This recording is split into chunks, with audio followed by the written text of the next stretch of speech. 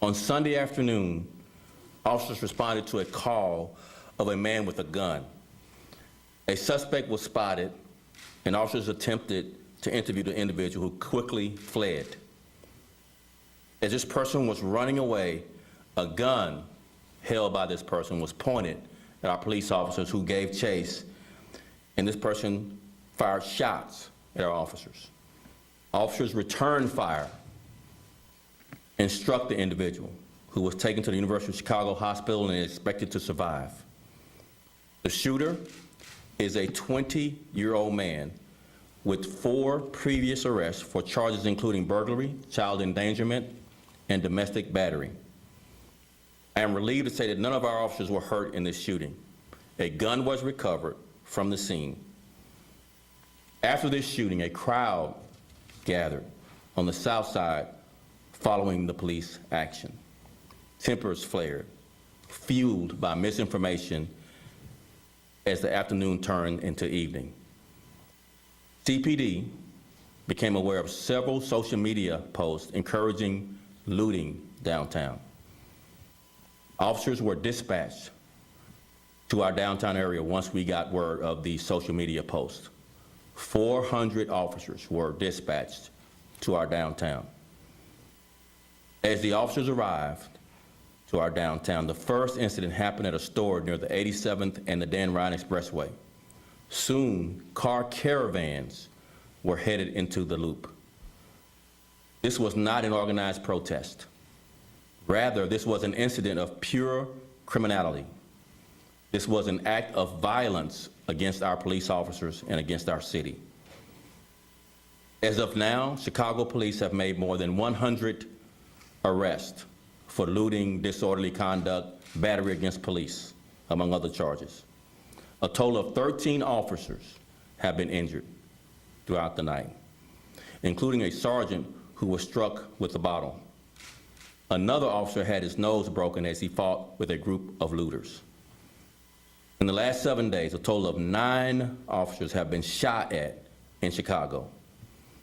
What we are seeing is violence against police. A security guard and a civilian were struck by gunfire during the melee last night in our downtown. They were both taken to Northwestern Hospital in critical condition. 5 guns were recovered during these incidents. In fact, CPD has recovered a total of 149 guns this weekend. Another 164 guns were handed in as part of a gun turn-in event on the west side. Gun arrests in this city are up 15% this year compared to 2019. In one incident last night, officers were arresting a looting suspect at Michigan Avenue and Lake Street. This person was carrying a cash register he had looted out of a store.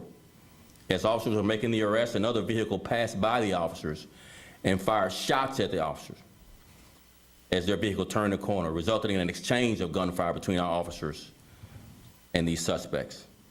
A bullet was found lodged in the cage of the police vehicle. So far this year, Chicago police have recovered 6,189 guns. Each of these guns recoveries, as you can imagine, has the potential to turn into a deadly force encounter with police.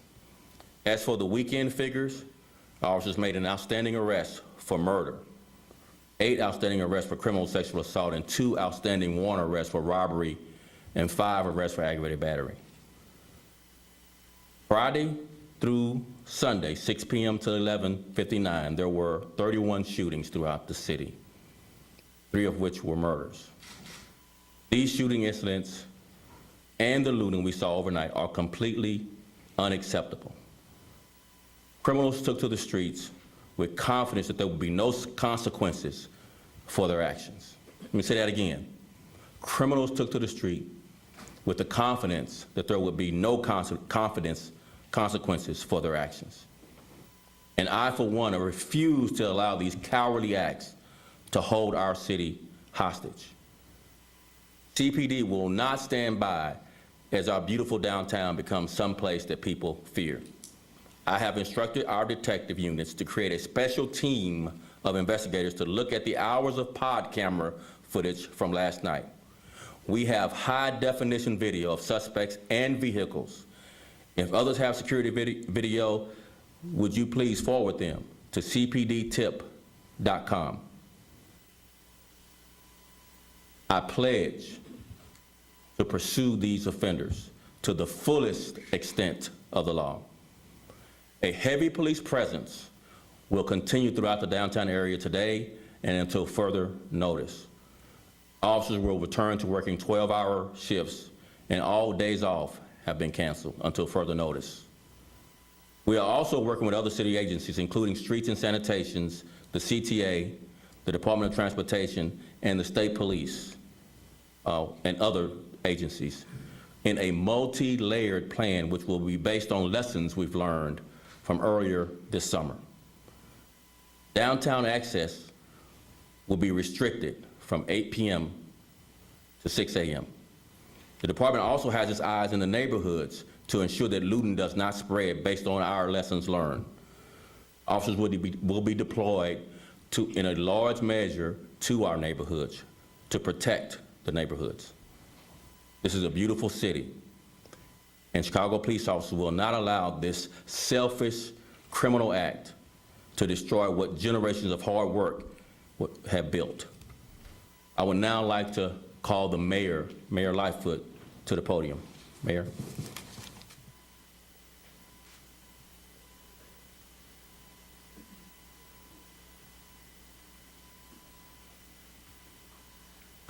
Good morning, everyone, and thank you, Superintendent. I want to acknowledge Alderman Chris Taliaferro, our chairman of the Public Safety Committee and City Council, as well as Rich Gaitis, and members of the command staff, including First Deputy Eric Carter.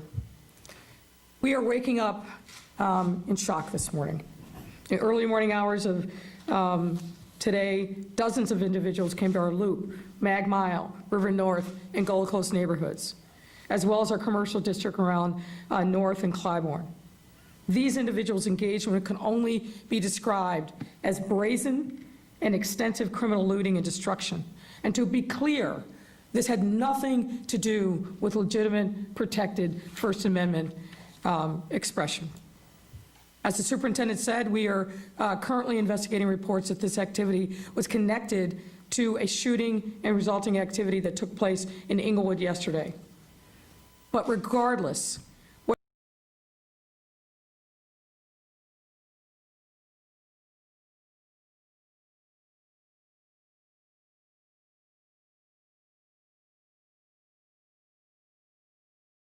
First Amendment protected speech. These were not poor people engaged in petty theft to feed themselves and their families. This was straight up felony criminal conduct.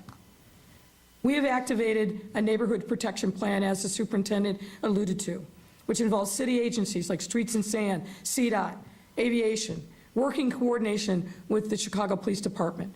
These resources are being deployed throughout our city to protect our neighborhoods. And likewise, these measures will be in place for the foreseeing days until we know that our neighborhoods are safe.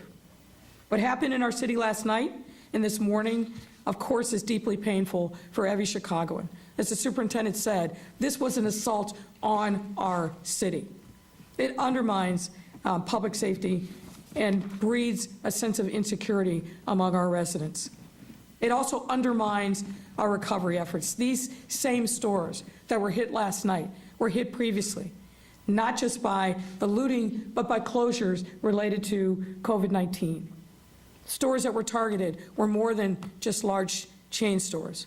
They were all small businesses and restaurants, representing our city's jobs and livelihoods, all of which were in the process of recovering or on the verge of recovering and getting back to work. And now this. I want to give my sincere thanks to the men and women of our police department for their professionalism throughout these very difficult times, not just last night. To our residents, I want you to make sure that we are doing everything that we can to secure your homes and stores and to allow you to return to your daily activities safely and securely. And to our businesses, We will continue our efforts working with you and redoubling our efforts to support you in your efforts to reopen and recover. And to those who engage in this criminal behavior, let's be clear. We are coming for you. We are already at work in finding you, and we intend to hold you accountable for your actions. I don't care. I do not care whatever justification was given for this. There is no justification for criminal behavior ever. You have no right to take and destroy the property of others. Our residents deserve to be safe. Our businesses deserve to understand and enjoy safety and security of their property and in their employees. And our police officers deserve to be able to do their job without having to worry about shots being fired, projectiles being thrown, and being maced. This is not anywhere near acceptable. And I call upon our state's attorney and our courts to make sure that these individuals who are arrested and those to come are held accountable. Put your best people on this. We have made the case. We have the video. We have the officer testimony. These people need to be held accountable and not cycled through the system. And judges that are holding these cases, you need to step up and be responsible. We can't continue to allow this to happen. And as the superintendent said, for people to believe that there is no accountability through our criminal justice system. No one wants to hold people in jail because they are poor.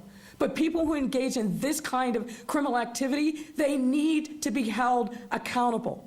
And we can't do it alone. We need the prosecution and we need the courts to step up and do their part as well. And that is certainly my hope and my expectation.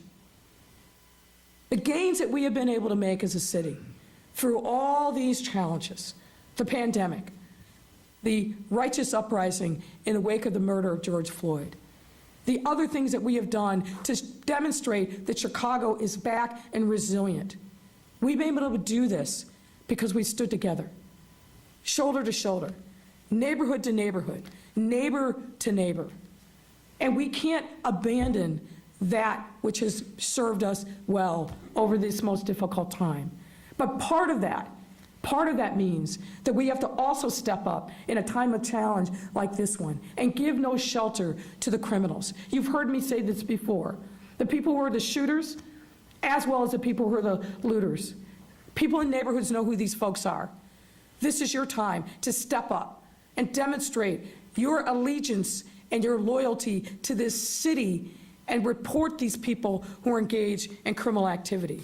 We cannot do this without you, and we need every single person with knowledge or information to step up. You can do that anonymously by calling the tip line. But we need people to step up.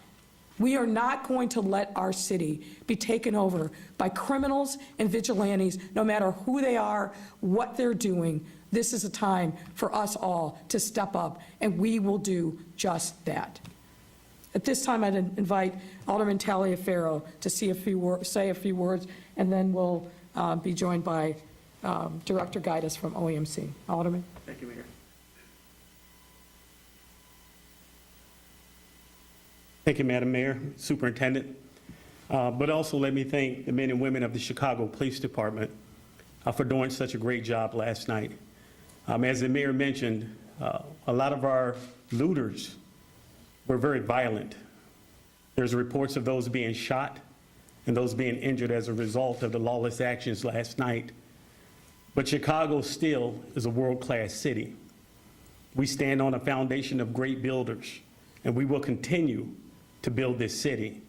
Chicago is and will always be a world-class city. We are still faced with social and racial injustices and inequalities in this city.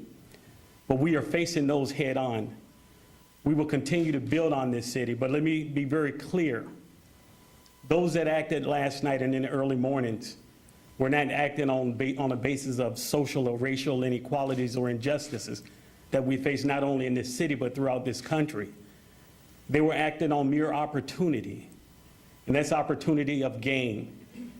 But despite that, we're still going to bring you a city that we could all be very proud of. I echo everything that our mayor and our superintendent have said. Those that are responsible need to be held accountable for their actions, and there will be accountability.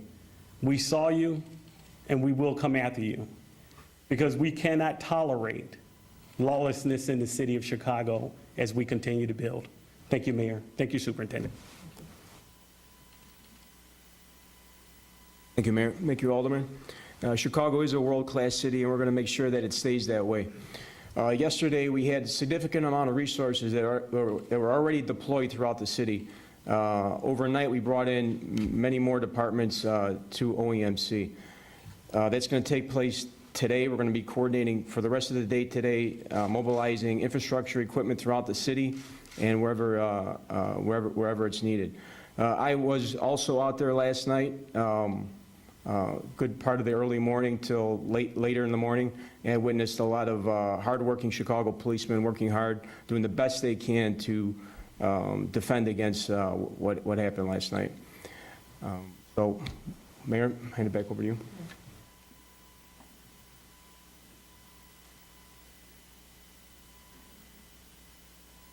Greg, we'll take some on-topic questions. I think you know that we're doing a stand-up here shortly, so we'll have opportunity for additional questions at that point. Go ahead. I didn't know that, but thank you, Mayor. Let's just talk about the intelligence. A lot of people want to know, what kind of intelligence did you have about what was going on there? It seems, Superintendent, even though you said you had 400 officers downtown, you were outgunned. So one of the things that I emphasize in my comments is where we start this with the shooting in the 7th District in Inglewood, the Inglewood neighborhood. And from that police-involved shooting of the 20-year-old who shot at the officers first, a crowd began to grow and become very intense interaction between the police on the scene as we processed the crime scene and the officers there to make sure the crowd stayed out of the crime scene. So that grew and grew into the late night hours on yesterday. And then almost immediately as that crowd dissipates and wanes in its size, we are monitoring social media in our CPIC division, and we come across a post on social media that a caravan of cars being prompted to go to our downtown to loot. Within 15 minutes, we respond, and almost immediately the caravan is in our downtown area. So this is a 15, 30-minute window of intelligence information about potential looting with caravans of cars going downtown, and our response to sending 400-plus officers. And I just want to emphasize, we made 100 arrests of looters for disorderly conduct, battery to officers, and theft, along with several officers being injured, several officers being shot at. So when you talk about being overwhelmed, I'm not sure I can digest when officers are doing their job, making an arrest and being under the threat of being shot at. I would do nothing but applaud the efforts of the Chicago police officers in response to a social media post and almost immediately caravans of cars going to our downtown area. People are going to wonder, why weren't more officers brought downtown? It seemed like the response was slow, that the looters were just going and doing whatever they wanted, regardless of how many people. So again, I made this point in my comments. These looters act as if there are no consequences to their behavior. And they based that on what happened previously, that we made a lot of arrests during May and June. And not many of those cases were prosecuted to the fullest extent. And I think that's my point and the mayor's point. We have to have consequences for the arrests that Chicago police officers make through great threat to their own safety. They're being shot at to make these arrests. And these looters, these thieves, these criminals are emboldened by no consequences in the criminal system. they get released. Many charges get dropped. And so they feel emboldened to do it more. That is not a consequence of the officers not making the arrest. The officers are making the arrest. The consequences are once prosecution and sentencing comes up, there's no consequence. So we would argue that let's have the criminal justice system here deliver a strong message to these criminals that there will be consequences for your behavior. It almost sounds as though you're saying this is, the reason we have it is because the courts and the prosecutors were not doing their job, that they were going too easy on the looters from the last time around. Am I Don't understanding take you? it from me, just go by what's been done. I'm just asking I don't you, want to is do your that what job for you're you, saying? but just go by what's been done. There were no consequences for the people arrested. Craig, let's be clear. I mean, and don't bait us, okay? No, I This is- just- no, I was asked to ask this Do que- not bait us. Do not bait us. This is a serious situation. People are concerned about their safety. Officers are concerned about their safety, so don't bait us. What we're saying is, as a result of what happened last night, there have to be consequences. We've got teams of people that are aggressively out there identifying the people responsible, looking at the plates, and we're going to bring them to justice. But when we do, and we do make those arrests, our expectation is that this is going to be treated with the level of seriousness that it should be, period. Don't try to bait us, mischaracterize, pit one against the other. We're not playing that. We are in a serious situation here, and we need a serious response. That's what we're saying, period. Not trying to bait you, Mayor. I'm just asking a question that seems Ask to and answer. address. You have another question? Yes, I do. You talked a little bit about it, but several questions have come in. How do you convince people and businesses downtown that it's safe to be here? So we explained that we're committing, our off days of our officers are canceled. Our officers are committing to working 12-hour shifts to not only protect the downtown, which is important, but just as important are our neighborhoods, so we can have enough resources to obviously anticipate what happened before. Once we take care of downtown, then the looters before, back in May and June, went to the neighborhood retail areas to commit looting. So we're anticipating all that and committing enough resources to our downtown and to our neighborhood areas to protect both, because both are important. Is there intelligence to suggest that the neighborhoods are being targeted or will be targeted? No, the precursor to what happened before happened last night. That's the intelligence. Last question. Let me look through here. I got about 60 of them here. As I said, I have another stand-up and we can take questions, okay?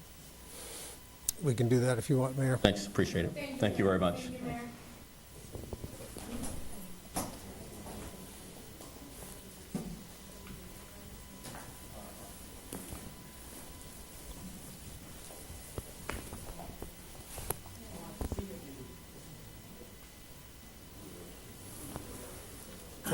What's this other availability? Is there another availability somewhere? I got to figure out what they're talking about.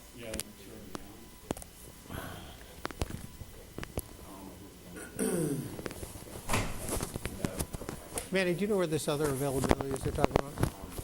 It's a presser happening on 118th. Oh, with the governor? With the governor. So it's probably, you can ask those questions during that. After you do on top, you can ask off top. All right. You'll have enough time. Yeah. And Sorry, Pat, can you drive me back in? it's about to happen at 9 o'clock. Okay. It's 118th, I believe. 118th in Marshfield.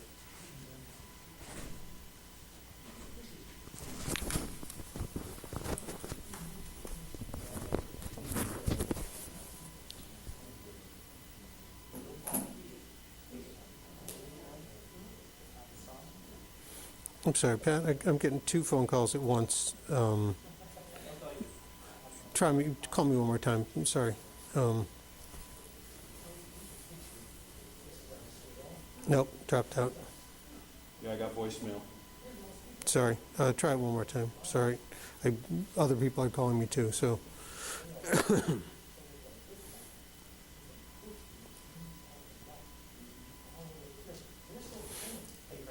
Yes.